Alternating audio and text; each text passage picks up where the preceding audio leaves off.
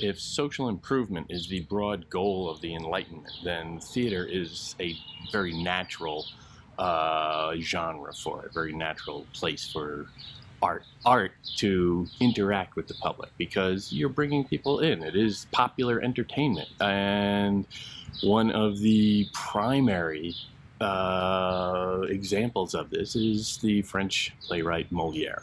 He was a lower tier aristocrat of sorts who lived as an actor and started writing plays, as people tended to do then. The idea of a professional playwright was still relatively new, at least somebody who could support himself like that.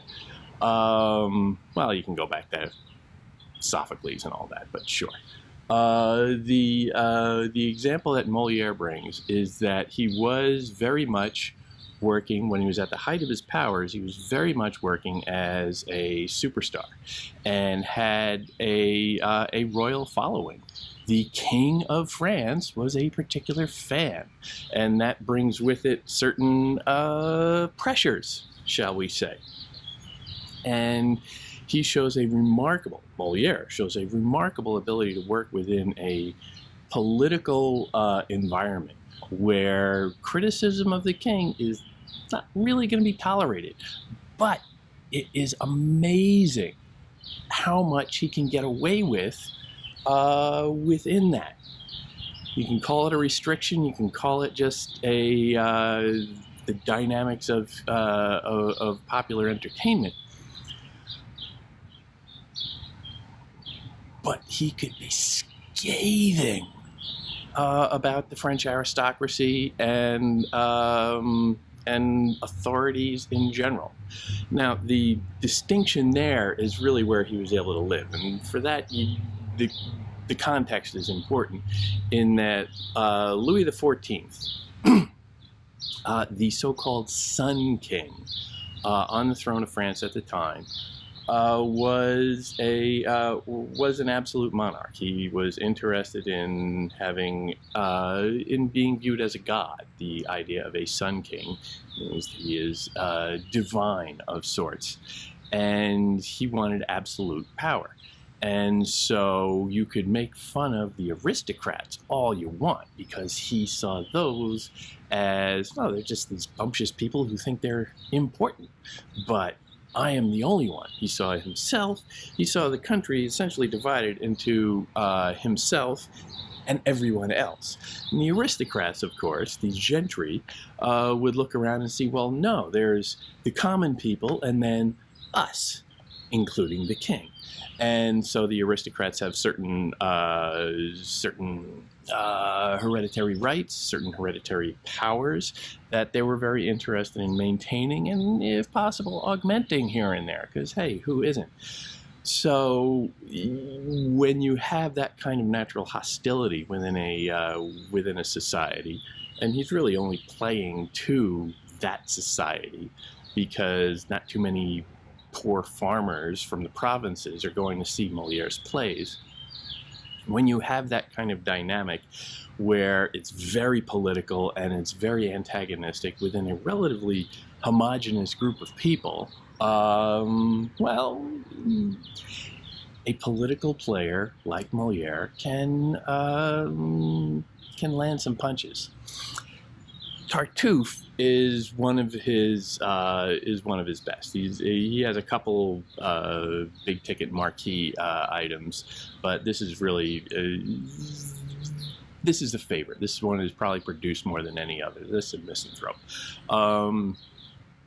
and it's a very, very funny play, and it adheres to all of the basics of Enlightenment thought that were taking hold. Enlightenment philosophers, let's say, tended to find a comfortable home within absolute monarchs, and Louis XIV was definitely one of those. So you get this tremendous representation of Enlightenment philosophy played out for you while laughing the whole way through. It's a remarkably funny play.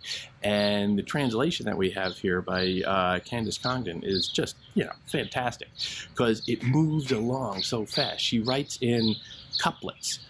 She translates it into the couplets. That couplets are like if the Petrarchan sonnet was the default poetic mode of the Renaissance, the couplet, which is much tighter, it's just 2 lines that rhyme. The couplet is really that's what the Enlightenment really takes off with. It's much simpler, it's much clearer, and you move along much faster. There's not so ponderous. The elaborate rhyme schemes of the Petrarchan sonnet can, you have to dwell on them a little bit and like try and match them to, oh yeah, that and this and this and then and that and whatever.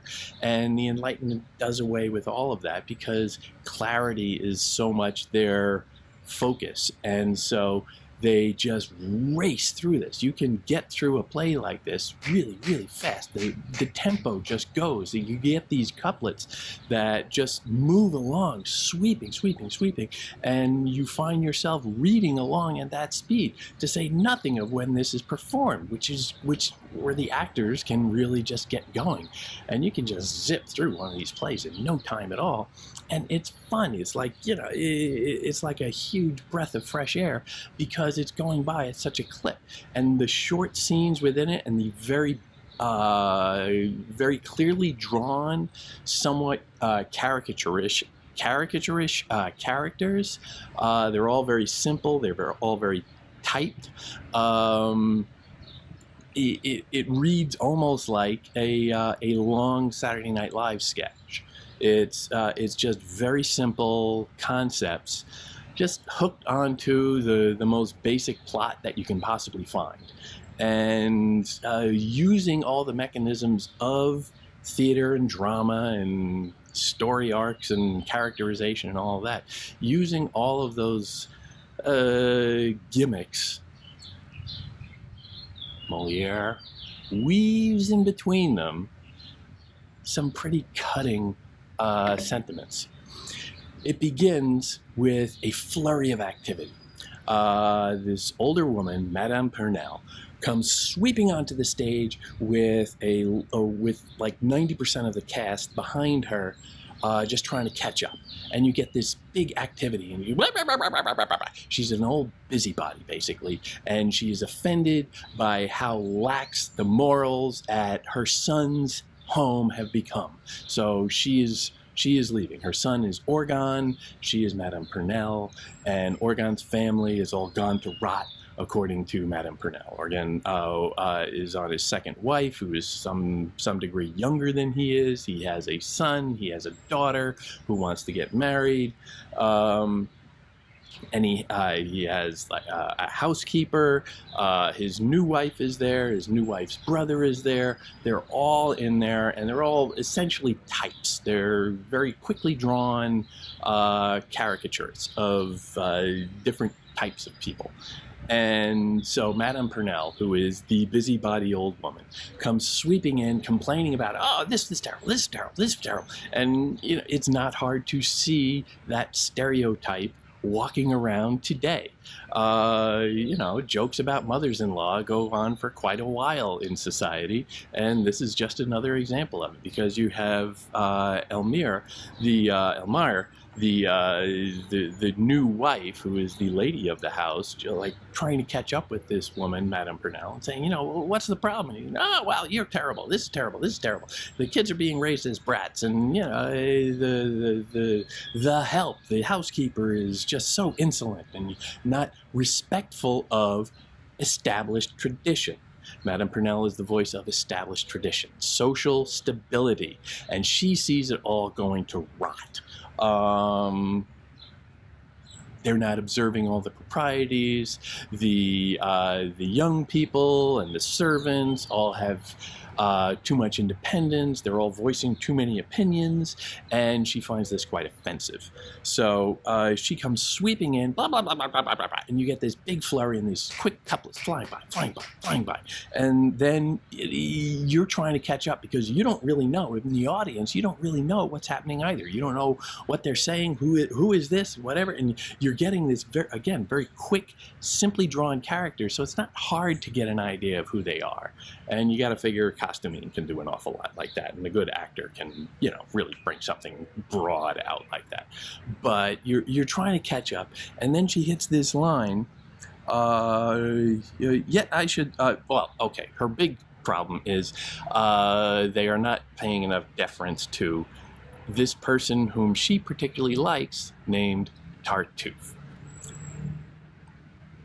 Tartuffe, title of the play, is a character who has come to stay in the house as a kind of spiritual advisor.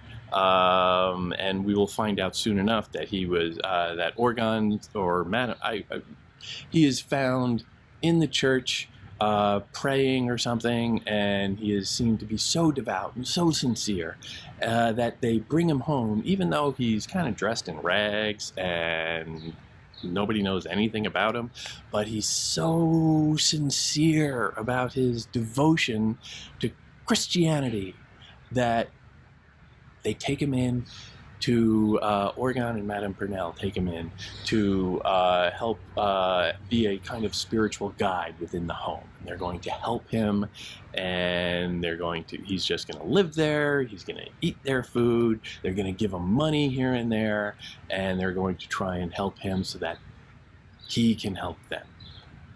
And the younger people, including the new wife, the two children, and the staff, the housekeeper, who's the snipey little wisecracking housekeeper that is another staple of the theater in all times, honestly. They all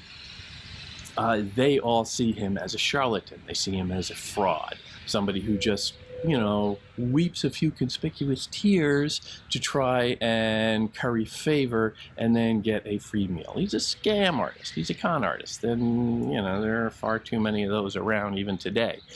But they see through him. Madame Purnell and Orgon do not. So you're picking up these details, and they're just flying at you as an audience member. And then she gets to the line, "Oh, now you, Damis, the son, says Tartuffe would from the bottom of his heart." Talking about, never mind, not going back.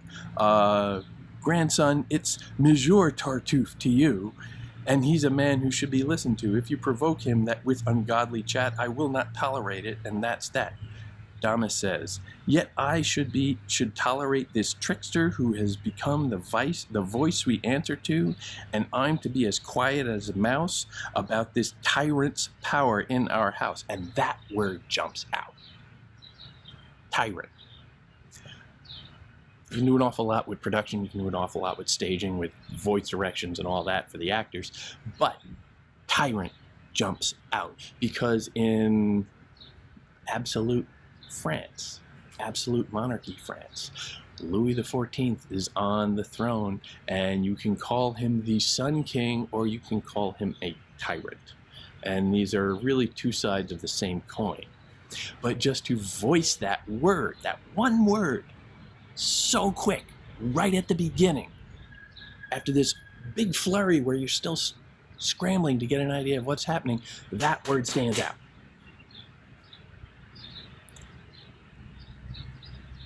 Power. So, Madame Purnell, you're getting all of this backstory, you're getting all this exposition. He is there, and they're not paying attention to him, and the house has gone to rot. And Madame Purnell is very stuffy about this, and she is the voice of the old guard. "Oh, the neighbors are talking about what terrible people you've become, and you're, again, your kids are brats. The housekeeper talks back all the time. I have to get out of here. I have to leave." And she basically storms out. Having laid out all of the dynamics of the case, that Tartuffe is sitting there, or is living there, that the younger people think he's a fraud, that he is milking this family for money and, you know, basically room and board at this point. And that it's a sense that he will reestablish decency, old-fashioned values. He will make France great again. But he's a fraud. He's a con man. And all of this comes out in that very fast-paced and very funny, skit-like opening scene. So then it moves on, and you slowly get some of the other storylines, and the main plot gets laid, and it's fairly conventional. The daughter wants to get married, and she is ostensibly engaged to a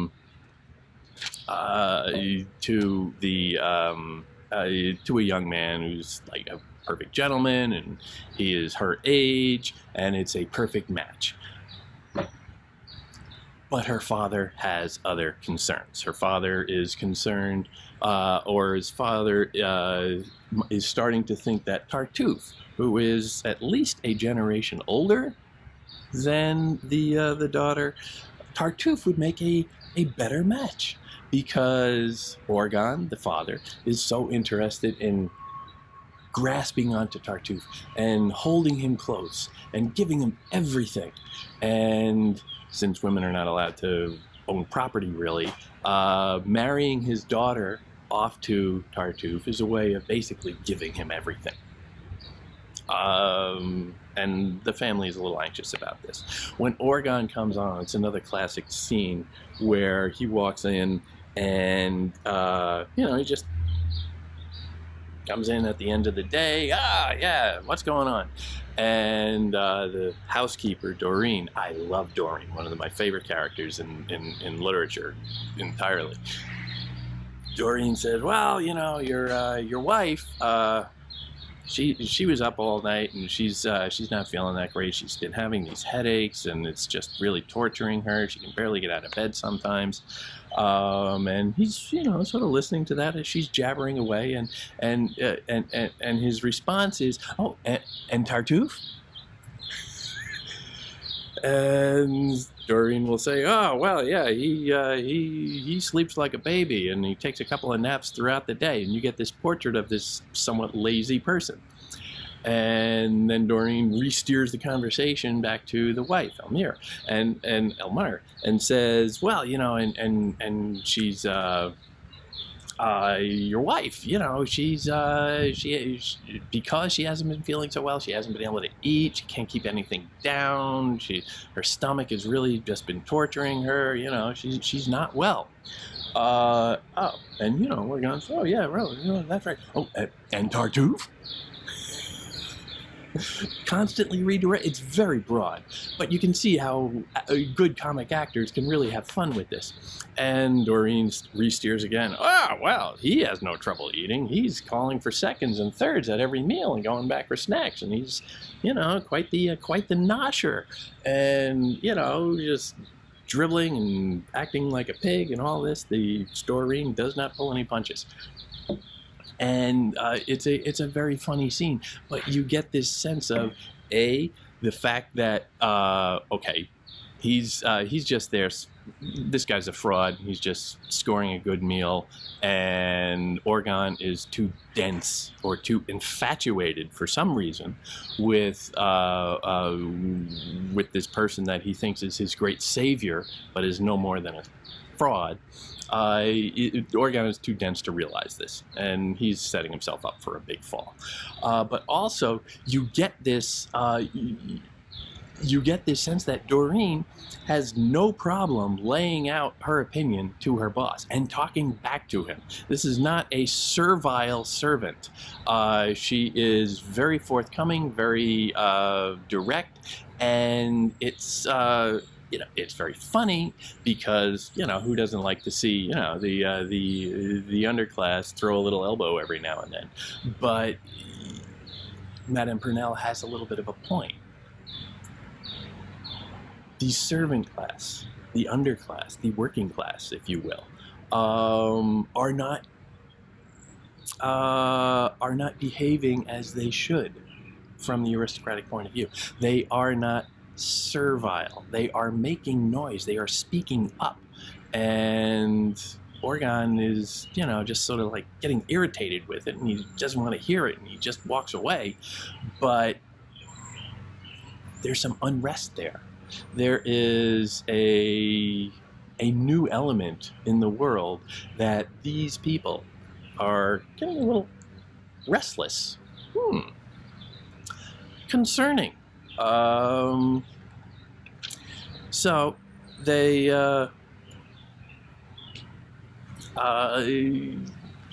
they're working out this marriage plot because the daughter, Marianne, is very concerned that she is going to be married to this much older man who also happens to be, a total fraud. And she is in love with with this young swain from the neighborhood who is good looking and gentlemanly and, presumably not a pauper.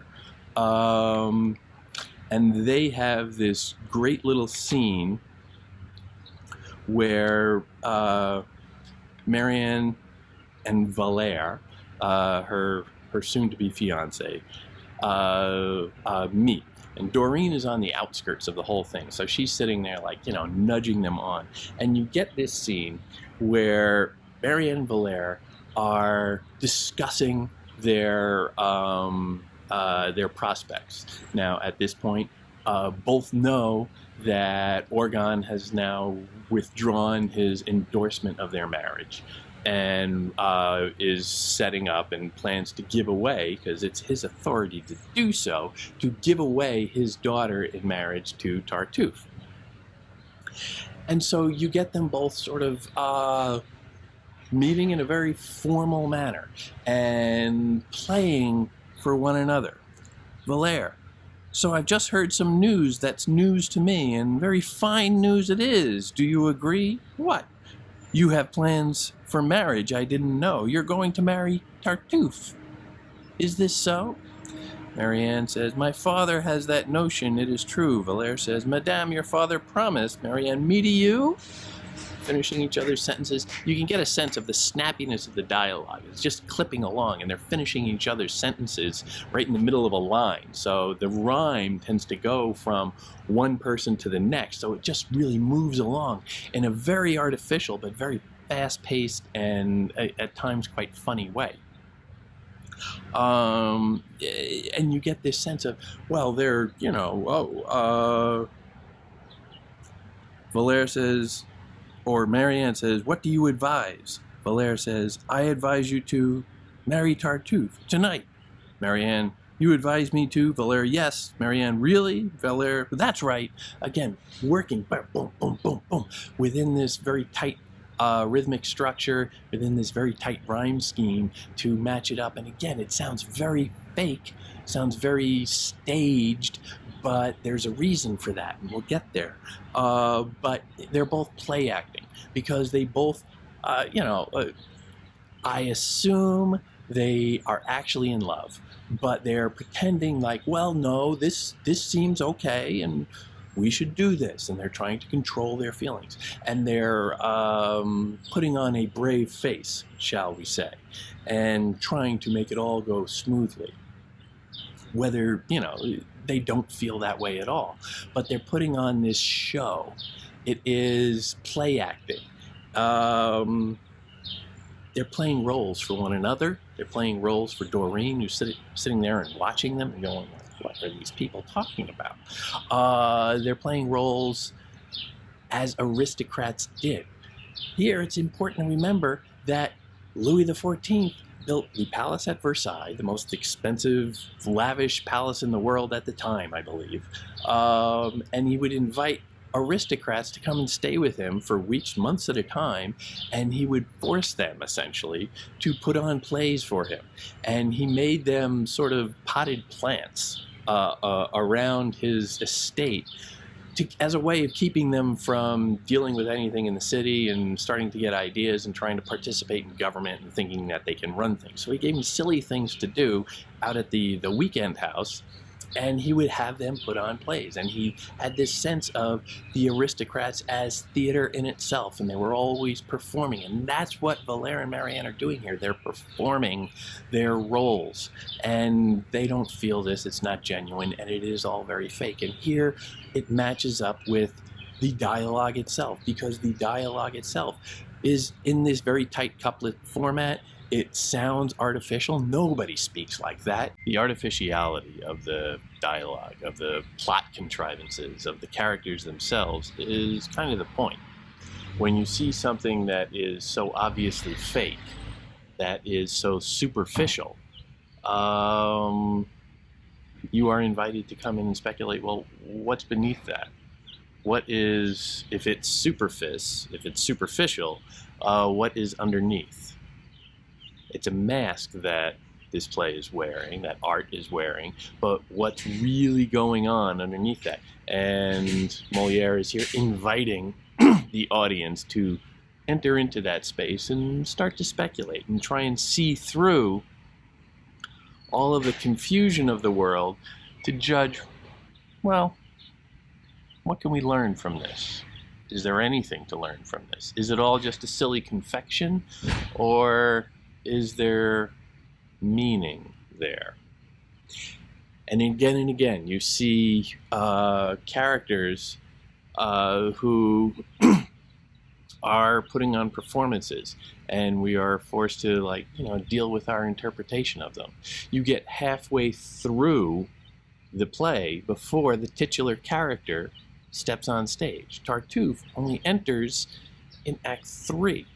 And it's, up until that point, we're hearing all about him, and we're conjuring images in our mind, ideas about him. We're hearing from this person, that person, whatever. And we're wondering, who is this person? What is this character really like? Can I trust anybody's perspective? I want to see for myself. So when Tartuffe finally arrives on stage, Act 3, he comes in, and he's putting on this performance. He sees Doreen there, so he starts talking about how, oh, get my hair shirt ready, and I'm gonna go and donate my alms for the poor, or something like that. Very clearly, just trying to be observed, being a pious person, and he's clearly a fraud from the word go. And Doreen especially is the one who's seeing here, and she sees through him more than anybody. And he is performing for that. And you get that sense from the very early start that it's a scam. It's all for show. And then you have this substantive scene following that, where he gets a long scene with Elmire. And it turns out that while he is being set up for marriage with the daughter, he's actually got his eye on the wife. He likes Orgon's wife, who is younger than Orgon, but Tartuffe is no spring chicken either.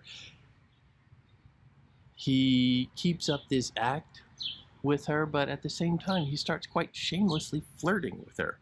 And admitting to worldly concerns or worldly seductions. He says, "I cannot help myself. I am, but it is your beauty that's so charming. I cannot help myself. I am undone, and I'm no angel, nor could I be one." Now you can do a couple of readings on that and make it very pious and proper, and say, well, he has a good sense of, the human flesh is weak and all of that. But at the same time, he seems to be leading the conversation down a certain path with that. It's kind of lecherous, and I would guess that most women in the audience would recognize this behavior, maybe more so than the guys, I don't know. But you see, he tosses out lots of shibboleths about concern for the eternal, but he feels very much a worldly interest in,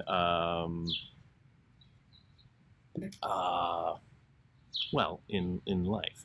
And here we get at a specific point of the Enlightenment, because he keeps talking about how it is overpowering to him. On his entrance, he asks Doreen to cover up her breasts, and here he's talking to Elmira and talking about how her beauty is just, oh, he couldn't be held accountable for anything he did because she's so pretty. She's so seductive, and he's just being swept away. These are all anathema to the Enlightenment mind, which seeks to repress the emotional content, the vulnerability of human emotions, and exercise reason over all of that. She asks him, Elmira asks him very specifically, what if through me, my husband were to hear about this love for me you now confess? He's more or less blurted out that, yeah, I got the warm feelies for you. And he just responds very, very matter-of-factly, it's your beauty, cast this spell I suffer under. I'm just a victim of human nature. I can't be held accountable for that. And that is anathema to the Enlightenment. Catering to human nature and letting it overtake your reason. Reason is what separates us from barbarians in the Enlightenment mind. And so we have a duty to exercise that reason whenever possible, and to abdicate that and just throw up your hands and say, well, I'm a human being, what can I do? To abdicate that is treasonous to the Enlightenment cause, if you will. Elmira is trying to accommodate this man. He's put the moves on her, but she's trying to say, all right, we don't need to make this a big deal. She has, in her mind, she is using her reason. She's very reasonable. She's very calculating, and she knows that her husband is still very much enthralled with this person. And she has her goals, and she can use him, Tartuffe, to achieve them. And so she tries to extract a promise from him and says, I'm not going to mention any of this to my father or my husband. I'm not going to make waves so long as you agree to one condition, and that is renounce the unjust power of a man who'd give his own daughter, Marianne, to another when she's promised to Molière. In return, my silence. She won't say anything so long as Tartuffe endorses the marriage to Molière for Marianne and not take her as his own wife, which would give him, the lion's share of Orgon's money. And she is striking this deal. Now, significantly, we have another reference to unjust power of a man, and specifically not name check there. A man is very vague. Now, in the next line, say who give his own daughter. So there, it's clear for the audience who he's talking about. He's talking about Orgon, but still, just that variable in there, a man, for that split second. A man, well, who has more power than anyone? When you say a man has power, or unjust power, that 17th century French, that's where your mind's going to go. You're going to go to Louis XIV. But at that point, of course, in the scene, Marianne's brother, Damis, jumps out, who is a bit of a hothead, and he starts jumping to conclusions about what's going on here. And he's always he's very emotional. He sees something, and he's outraged, and he starts making speeches and this and that. And he just makes the situation worse. Elmira had been sitting there and striking a bit of a deal, thinking reasonably and very calmly, and Damis just jumps in and blows the whole thing up. You know, heaven in its great wisdom brought me here.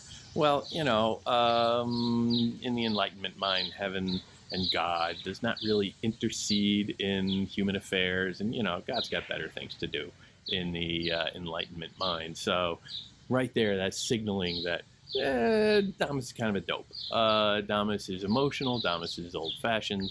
Damis is part of the problem. Another feckless aristocrat who just makes things worse every time he rears up his head.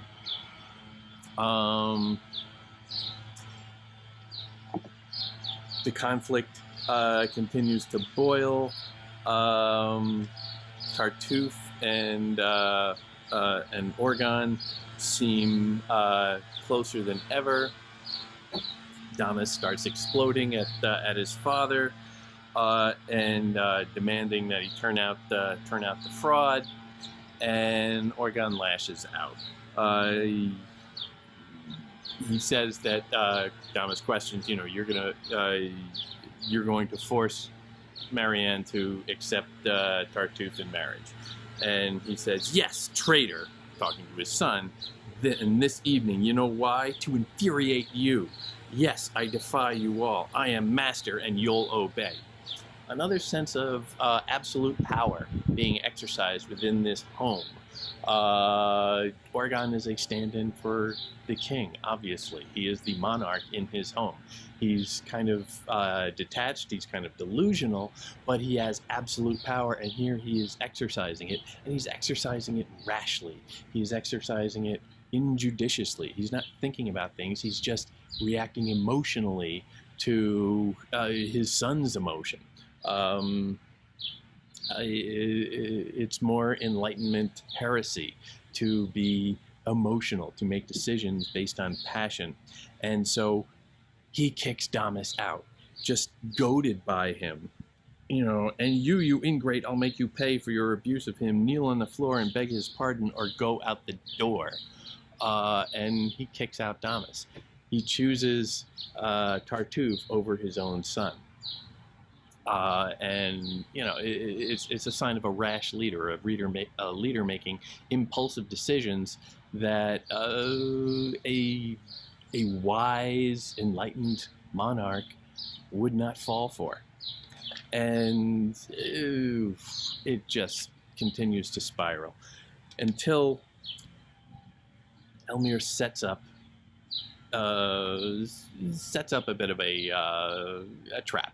And says to Orgon, okay, listen, I'm going to call in Tartuffe, and we're going to have a little private chat. I want you to hide, which is the kind of dramatic setup you would expect in your average sitcom. You know, it's, hey, you know, I'm going to bring him in, I'm going to get him to tell me something, and hilarity will ensue, and you be hiding behind the curtain, and then you'll jump out and say, aha! You know, it's very conventional, it's very silly, it's very false and artificial, and again, that's kind of the point. But they set it up, he's hiding under a table, and they call in Tartuffe, and Elmire and he have a little bit of a conversation. And Elmire begins by walking back and repainting the scene of their agreement previously. And it's a kind of reinterpretation of a performance. So here she is performing again for Tartuffe to try and get him to think that she's really a friendly witness, let's say, or an ally, while at the same time performing for Orgon, who's hiding under the table, and she is trying to get some information out of him. And of course, the whole thing is a performance for the audience, who is sitting around laughing along. And so it's a performance on so many different levels. It's all fake. And she draws him out, and she gets him to start to talk. And she starts to insinuate that maybe his feelings aren't so unreciprocated. And maybe she is interested as well. And she's hoping to get him, obviously, to, out himself as a lech, and do so in front of Orgon, who is watching. And he starts to get close. And Orgon's such an idiot. He doesn't really leap in at the first time that you get a sense of it. Now, you could make the argument that he is being an enlightened monarch and waiting for empirical proof and waiting for the evidence to accrue, but he's a dope. And Tartuffe starts getting very, very close. And they have a little discussion about, the nature of their sin and the performance of it. And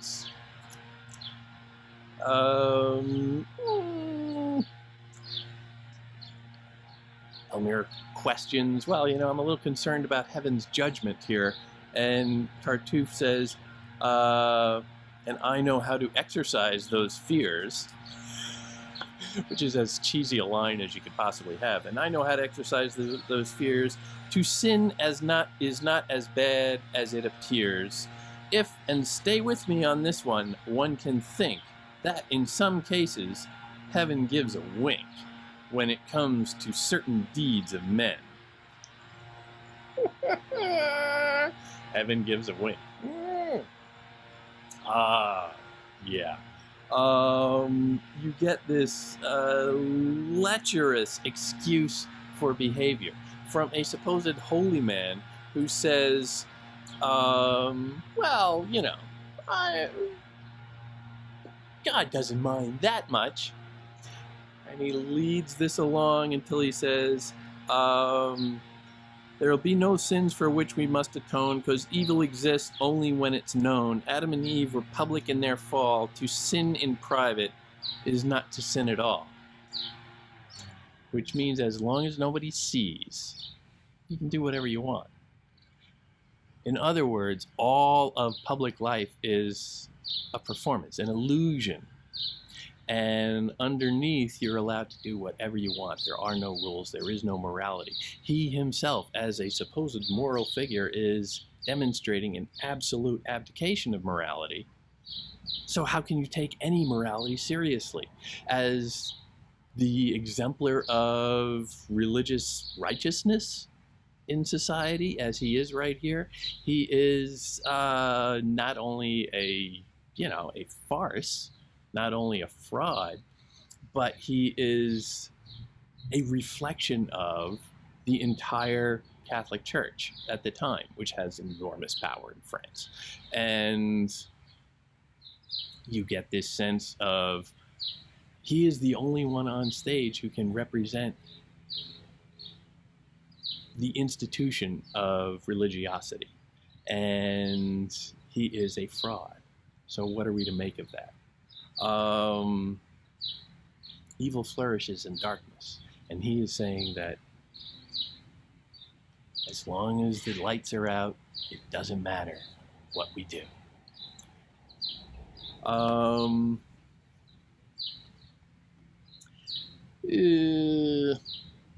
That is a dark, dark vision. Now, the whole time he's getting closer and inappropriately closer to Elmire, and Elmire is dropping hints, to Orgon very loudly, like anytime anyone wants to come out, and it's very funny, and you can play that for a lot of laughs. But still, in that very dark moment, even then, Orgon does not jump out from under the table. What it takes is Elmire brings up, he's getting closer. Elmire says, well, okay, just go, just do me a favor, go check the door. Make sure my husband isn't coming down the hall or anything like that. So he walks over, and she goes down and she talks to him, are you coming, stupid? Well, Tartuffe sort of blows it off first and says, you don't need to worry about your husband. I lead him by the nose. And then he goes off and checks. And that's when Orgon seems to have changed his mind, because when we hear from him after that direct assault on his authority, on his validity as the one in charge, that's when he's suddenly allowed to voice his outrage that he has seen what's going on. I swear that is the most abominable man. How will I bear this? I don't think I can. I'm stupefied. Yeah, because nobody else saw that coming. But it was the blow to his ego. It was the blow to specifically his authority. He didn't seem to mind when this guy was groping his wife. He could have jumped out at any time. And different productions, different directors, different actors can, you know, have a lot of fun with that as to how far they go down that road. But it was specifically, he was silent, invisible for all of that. It was specifically the challenge to his authority that he voices outrage at.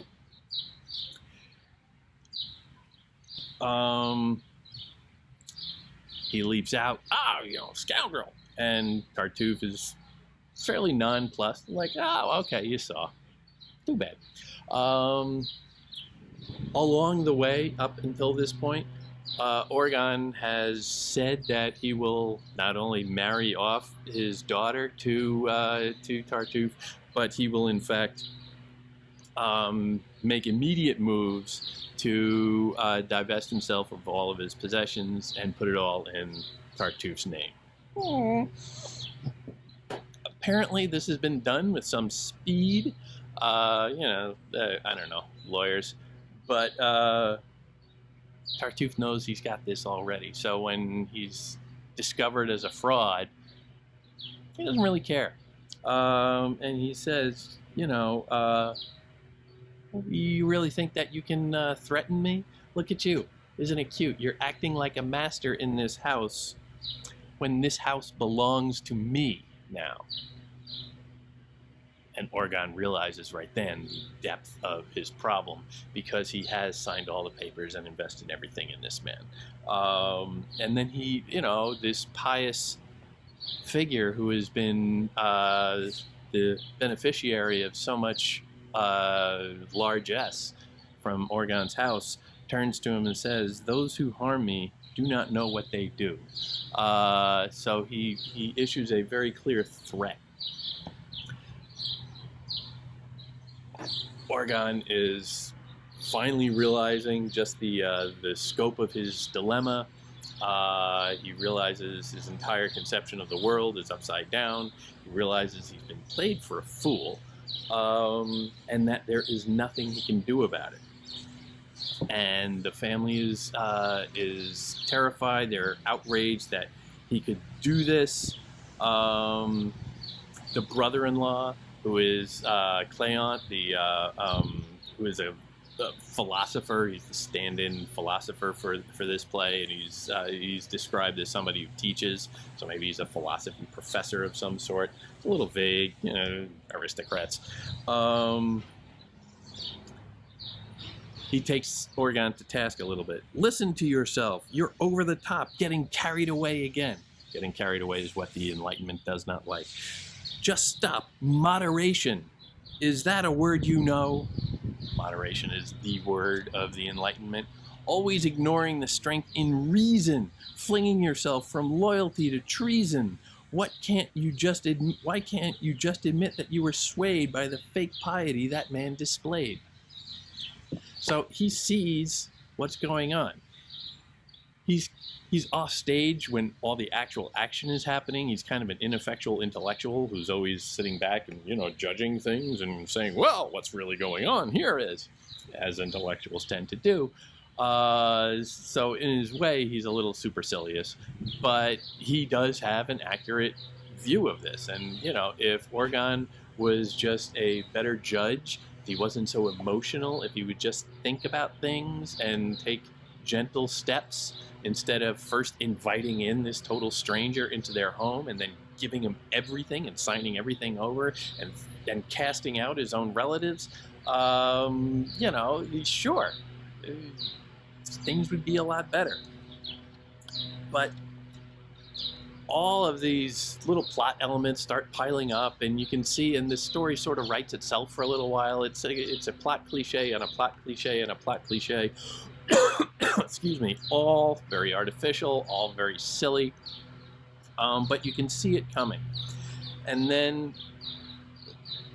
when in the final scenes, a representative of the court comes and says that, okay, I'm here to kick you out. You are being evicted from this because Monsieur Tartuffe now owns this, and he says you are trespassing. And they are just bewildered by this. Until enter the representative of the king. The exempt comes in, and he is speaking for the king. And he comes in and he has this big introduction, this big scene where he just says, everything that's happened here, don't worry about it. The king, King Louis the 14th, the Sun King, saw through it all. He knew what was happening. He knew Tartuffe was a fraud, so he is going to nullify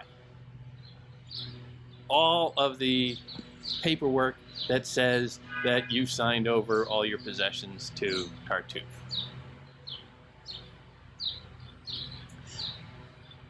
And perhaps my favorite line ever comes from the reactions to that. After this has been announced, all the characters are just sort of standing around on stage being like a little stunned. Elmire just reacts, a happy ending? Now, you can read that so many different ways. I lifted my voice at the end because I kind of hear a question mark there. You can do it enthusiastically. There is an exclamation point there. A happy ending! Yay! Or a happy ending? Marianne follows, can it be believed? No, it's preposterous. It is a deus ex machina. It's the God out of the machine. It is a sudden reversal at the very end when God comes down from the sky, the sun god comes down from the sky, and sets to right everything. All of the plot details, all of the complications, all of the problems are suddenly fixed because God declares it so. It's completely unrealistic. But that's kind of the point. Throughout those final scenes of the play, when Tartuffe has unmasked himself and is in the process of kicking everybody out, he is always talking about, well, I have these papers, I have these documents that you signed, so I have the law on my side.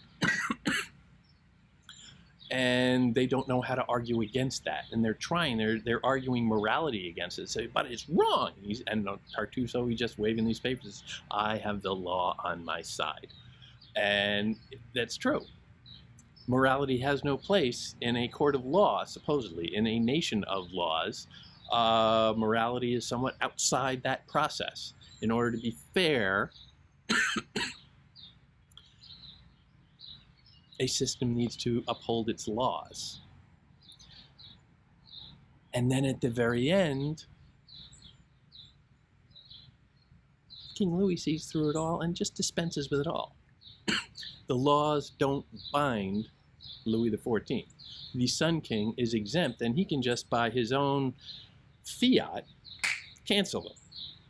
The laws don't matter to him. He is above them. Now, he doesn't appear anywhere in the play, he's not a character, but he just appears as a representative who discusses the genius of King Louis. He was miraculously able to see through the fraud being perpetrated and set things right. Right. But that is one man's assessment of what is right. It is, at this moment, not a nation of laws, but a nation of the man. Who feels safe in that? It's unclear Moliere's position on that. Molière, again, writing as a friend of the king, a favorite of the king, let's say. And he knows not to tread too heavily on that. And here you can see it. Well, what king wouldn't want to be the hero at the end of the story who comes in and sets everything aright and is heralded for his genius in being able to see through the crime being committed. But it's really troubling because it raises the question for the audience. The audience is sitting there because it just spins on a dime. Also, at the very end, it just sort of wraps up, and I know all that plot stuff, don't worry about it. The audience is stunned and confused, and it just begs the question, does he have the authority to do this? Does he have the power to do this? Why? Why does he have the power to do this? Can he just nullify any law by his own whim? Can he just throw out any contract, any agreement, just because he doesn't think it's valid? That's an awful lot of power for one man to have. It is not a reasonable system that would allow that, is it? Molière is raising these questions, and suddenly you're seeing that, okay, as fake as it is, it's supposed to be fake, but it makes you think, what is underneath it? What is underneath that question? A happy ending? Is a happy ending real? Is it ever real? Think about the consequences. Think about the stakes. If you allow that to stand, you're allowing absolute rule. You're endorsing the idea that a king is not bound by any laws. The king would like to hear that. The king probably really appreciates the portrait of all the ineffectual aristocrats who are always just, stupid. But it's troubling. It's, when you think about it, and the play, for as funny as it is on the surface, encourages you to think about it. Is that the kind of world you want to live in? The play encourages you to think critically about these questions. This is the Enlightenment, the ability to see through all the falsity of the world around you and try and get to the core empirical mechanisms that govern human behavior, that have control over your lives, that perhaps aren't as reasonable as you would like them to be, and are tilted in their favoring towards certain authorities and downright dangerous to perpetuate. That's what Molière does.